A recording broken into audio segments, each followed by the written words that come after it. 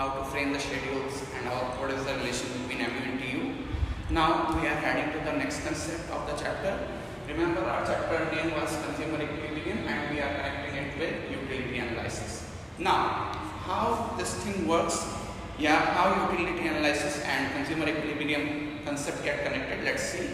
जैसे कि मैंने आपको पहले बताया था, कंज्यूमर इक्विलिब्रियम कंसेप्ट का मतलब है situation of maximum satisfaction. We know हम सबकी विशेष अनलिमिटेड हैं, बट उनको कंप्लीट करने के लिए बाद हमारे पास रिसोर्सेज लिमिटेड है. जैसे मैं कंज्यूमर की बात करूं तो हम सबकी बहुत सारी विशेष है कि मेरे पास ये भी होना चाहिए, वो भी होना चाहिए, मुझे वो भी कंज्यूम करना है, बट हमारी इनकम बहुत लिमिटेड है.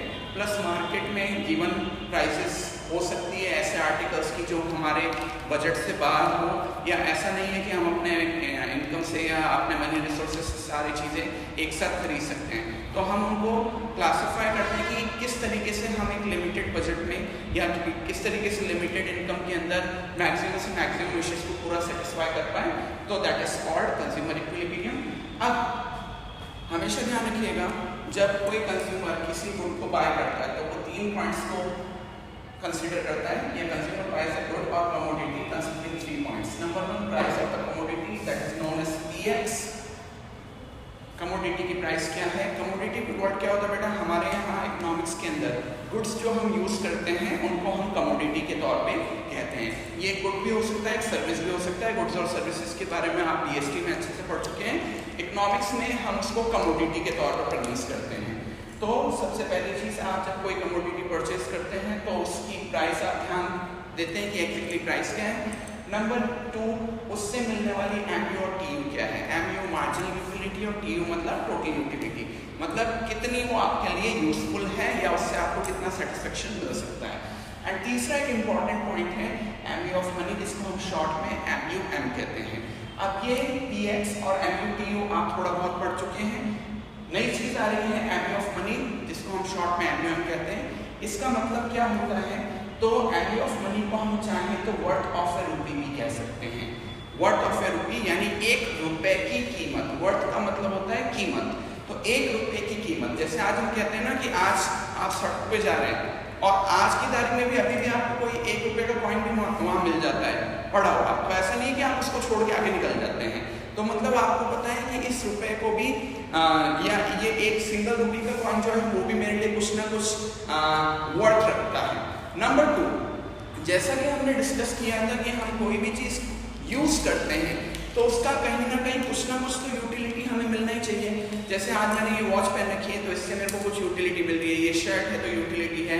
ये बैंड यूज़ कर रहा हूँ तो यूटिलिटी मिल रही है. तो ऐसे ही हमारे पास हमारा जो मनी होता है उसकी भी कुछ ना कुछ यूटिलिटी होती है. अगर ऐसा ना हो तो कोई भी अपने मनी को ऐसे ही किसी और को दे दे. मैं जैसे आपसे कह दूँ बेटा I am your teacher, please आपका सारा मनी मुझे दे दें, तो आप मेरे को अपना मनी नहीं दे देंगे क्योंकि आपको पता है कि वो मनी आपके लिए यूजफुल है. तो मनी से भी हमें कुछ यूटिलिटी जरूर मिलती है. जैसे हम पैन से यूटिलिटी ले रहे हैं, वॉच से यूटिलिटी ले रहे हैं, शर्ट से यूटिलिटी ले रहे हैं, तो वैसे ही हमें मनी से भी यूटिलिटी मिलती है. उसी को हम यहाँ पर डिस्कस करने की कोशिश कर रहे हैं. तो एमयू ऑफ मनी को हम चाहें तो वर्थ ऑफ रूपी भी कह सकते हैं. Now what is this? It is defined as a standard unit of goods he can buy from 1 rupee. यानी आज की तारीख में जैसे हम बात करें मिनिमम रुपी की जो हमारे यहाँ यूनिट चल रही है दैट इज 1 रुपी. पहले के जमाने में 4 आने चलते थे, 8 आने चलते थे, 50 पैसे, 75 पैसे, बट अब वो सब खत्म हो गए हैं. अभी मिनिमम जो रुपी की यूनिट चल रही है वो है 1 रुपी. तो वर्थ ऑफ ए रूपी को हम इस तरीके से डिस्कस कर सकते हैं कि 1 रुपए के अंदर, 1 रुपी के अंदर मार्केट से आप कितनी बाइंग कर सकते हैं. और उस बाइंग को हम कमोडिटी की क्वांटिटी में नहीं शो करना चाह रहे हैं, हम उसको एमयू या टीयू में शो करना चाह रहे हैं. इसको मैं यूँ समझा देता हूँ. जैसे आपने कहा कि 1 रुपी में मैं 1 चॉकलेट खरीद सकता हूँ.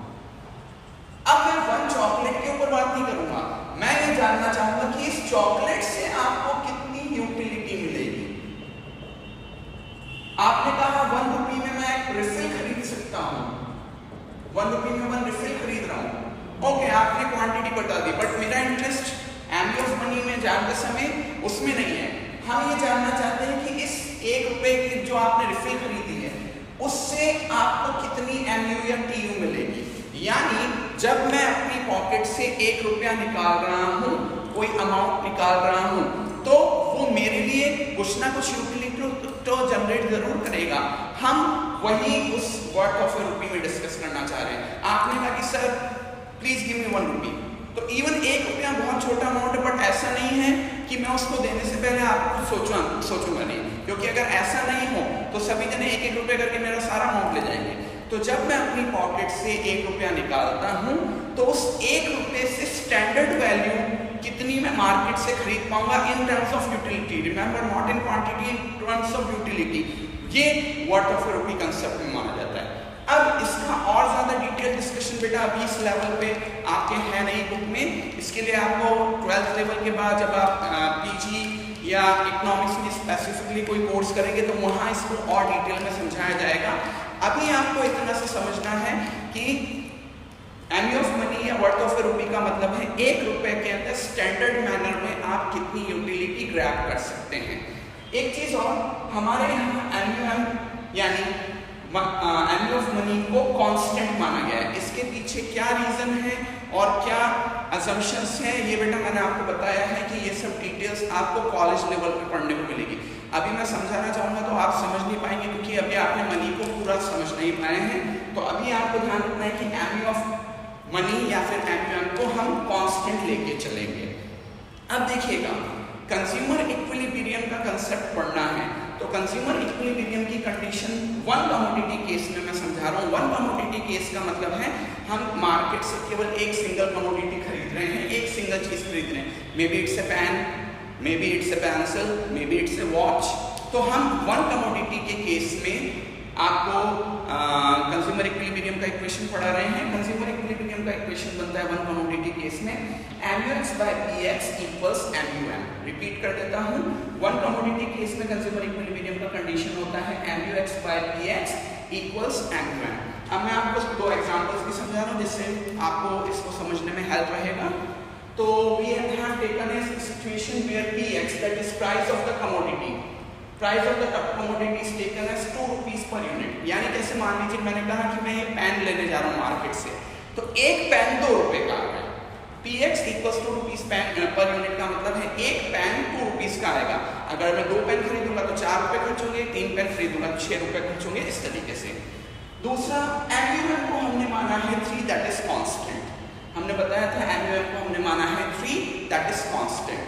ओके, तो ये मेरे पास एक शेड्यूल है, मैंने मार्केट से 5 यूनिट्स की बाइंग का आपको एक शेड्यूल दिया है 0, 1, 2, 3, 4, 5, और इनसे रिलेटेड MUX यानी मार्जिनल यूटिलिटी का शेड्यूल मैंने आपको दिया है। मैंने आपको बताया था हर कमोडिटी से हमें यूटिलिटी मिलेगी, MU मिलेगी, TU मिलेगी, और MU का ग्राफ गिरता हुआ होता है, MU फॉल करती है। ये सब हमने law of diminishing marginal utility में पढ़ा था। तो 0 के सामने डैश, 1 के सामने 10, 2 के सामने 8, 3 का 6, 4 के सामने 0 और 5 के सामने 2 -2 है। MUX फॉल करती हुई हमने बताई है। आप जानते हैं, आप अपने हिसाब से कोई दूसरा शेड्यूल भी फ्रेम आउट कर सकते हैं, इसमें कोई मनाही नहीं है। एक चीज और मैंने आपको बताई थी कि आप चाहें तो MU को इंक्रीज करते हुए भी रख सकते हैं, बट वो केवल इनिशियल स्टेज में होगा। जैसे मान लीजिए आपने 10 के बाद 12 लिख दिया, ओके, कंसिडर कर लिया, बट उसके बाद कहीं ना कहीं इस शेड्यूल में आपको MU को फॉल कराना पड़ेगा because of law of diminishing marginal utility. तो फिर उसके बाद आपने 8 कर दिया, 3 कर दिया, 0 कर दिया एंड सो ऑन। तो ध्यान रखिएगा, ये फिगर्स आपके और मेरे शेड्यूल में अलग अलग हो सकते हैं। अब देखिएगा, क्योंकि इक्वेशन है हमारा MUX/PX इक्वल्स MUM, तो हमने यहाँ क्या किया, MUX को हमने PX से डिवाइड करना शुरू किया। MUX को PX से डिवाइड करना शुरू किया।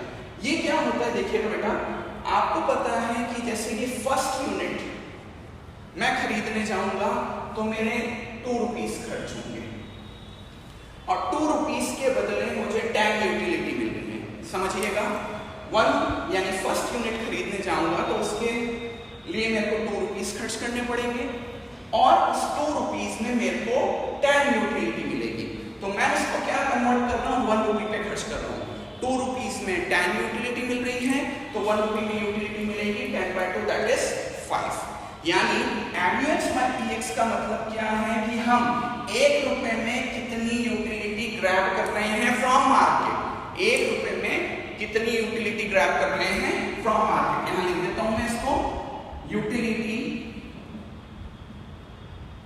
We grab from market in 1 रुपी।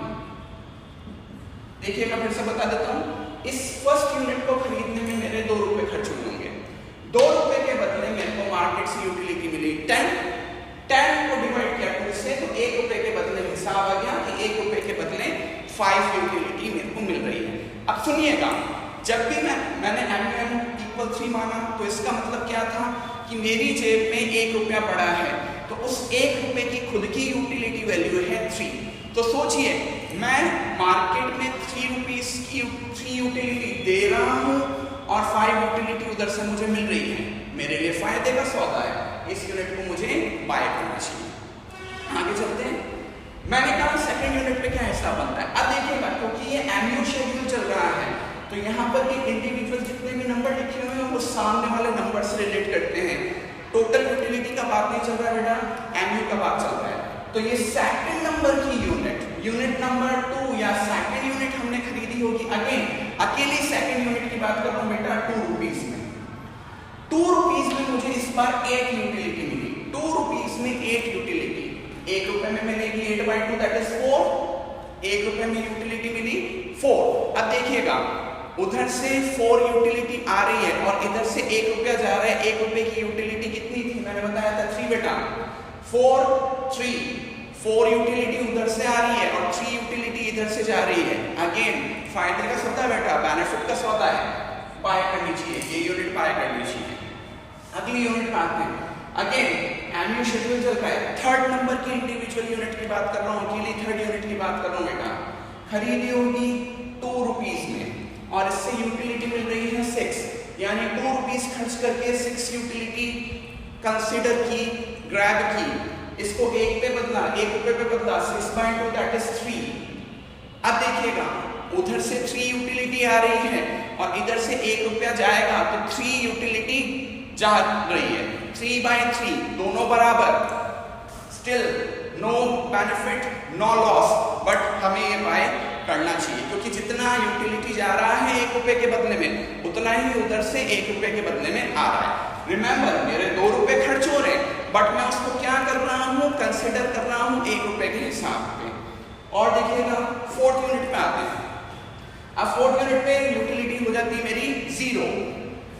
इस फोर्थ यूनिट को खरीदने में मेरे खर्च हुए होंगे 2 रुपए। 0 यूटिलिटी मिली 2 रुपए के बदले, तो 0/2 करके 1 रुपए के बदले यूटिलिटी निकाली 0। सोचिए, इधर से मैं 1 रुपया दे रहा हूं, 1 रुपया गया, 3 यूटिलिटी जा रही है, 3 यूटिलिटी जा रही है और उधर से 0 यूटिलिटी आ रही है। नुकसान, लॉस हो गया, तो 0/3, 0 और 3 को कंसीडर किया। इस यूनिट को हमें बाय नहीं करना चाहिए। और इसी तरीके से अगली यूनिट में हिसाब और गिर जाएगा क्योंकि माइनस में कमोडिटी जा चुकी है, माइनस में यूटिलिटी जा चुकी है, तो -1 और 3 ये बाय नहीं करनी चाहिए। अब देखिएगा, यहां से मैं आपको 2 बातें बता देता हूं। मैक्सिमम नंबर ऑफ यूनिट जो अपने को खरीदनी चाहिए इस पूरे हिसाब में, वो है 3 यूनिट्स बाय करनी चाहिए। हमें मैक्सिमम यहां से 3 यूनिट्स बाय करनी चाहिए और उसी 3 पर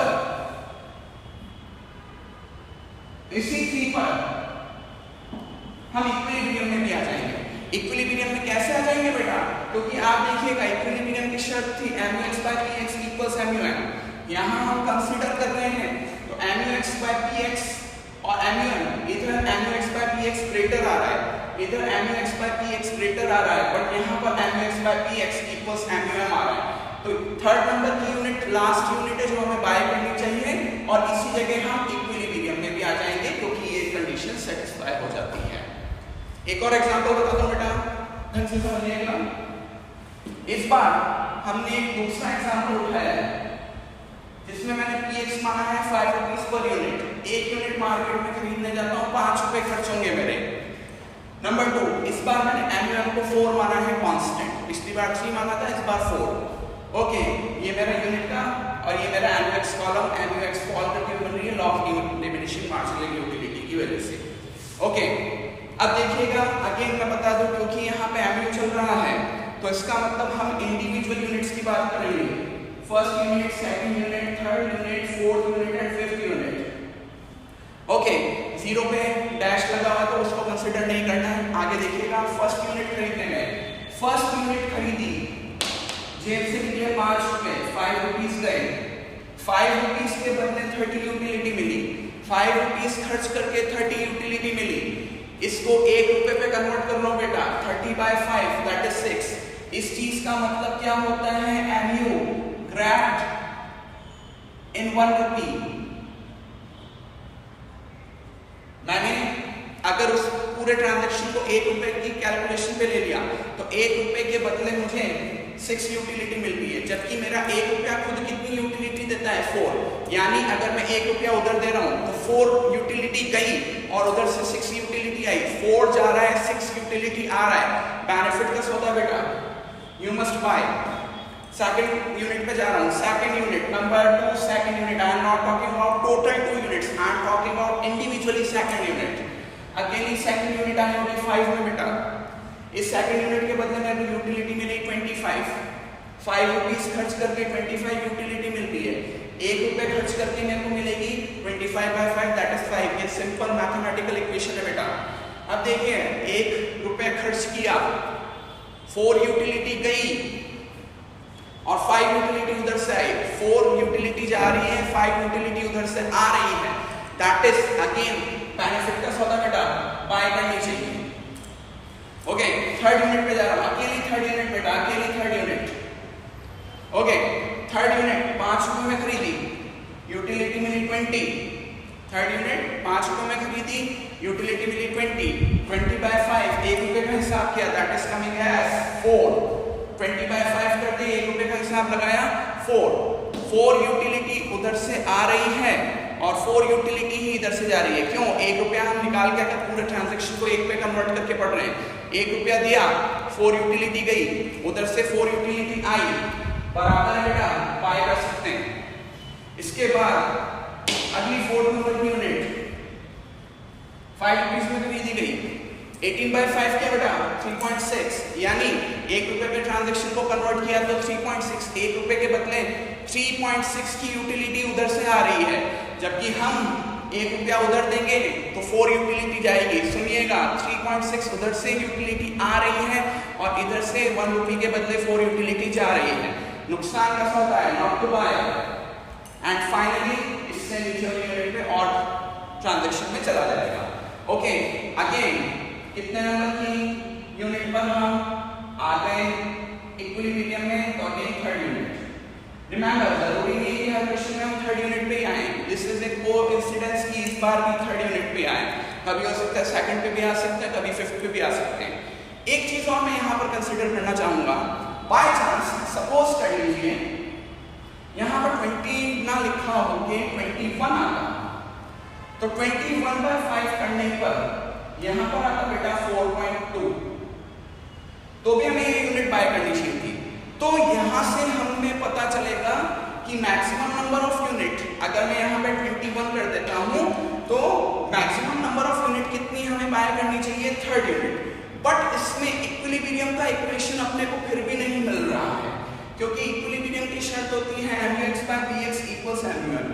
तो अब क्या होगा, हम फोर्थ पे जाके देखेंगे। फोर्थ पे हम ऑलरेडी देख चुके हैं कि नॉट टू बाय चल रहा था, तो अब या तो थर्ड और फोर्थ के बीच में कोई नंबर की यूनिट हमें मानना पड़ेगा कि इक्विलिब्रियम वाली होगी। बट क्योंकि हम यहाँ होल यूनिट्स में बात कर रहे हैं, थर्ड यूनिट फोर्थ यूनिट, तो हम इसी जगह मानेंगे कि भले ही ऑन पेपर यहाँ पे हम कहेंगे कि इक्विलिब्रियम थर्ड यूनिट पे नहीं आया, बट हमें मानना पड़ेगा कि इक्विलिब्रियम पोजीशन भी थर्ड पे ही होगी, क्योंकि बेटा हम पॉइंट्स में कंसीडर नहीं कर पाएंगे यूनिट्स को, 3.1 यूनिट 3.2 यूनिट नहीं हो पाएगा। तो भले ही ऑन पेपर यहाँ पर इक्विलिब्रियम जज नहीं हो पा रहा है, बट यही माना जाएगा कि इक्विलिब्रियम थर्ड नंबर की यूनिट पर है। तो बेटा this is consumer equilibrium concept with money worth. 2 examples are given. अच्छे से इस वीडियो को 2 से 3 बार देखिएगा, तभी जाके आपको ये चीज समझ में आएगी, और नहीं समझ में आती है तो वापस आप मेरे को कॉल बैक कर सकते हैं, I am ready to help you. इसके बाद अभी मैं आपको 2 कमोडिटी या मल्टीपल कमोडिटी के सेक्शन में इक्विलिब्रियम कैसे जज करते हैं वो बताने जा रहा हूँ। So stay connected.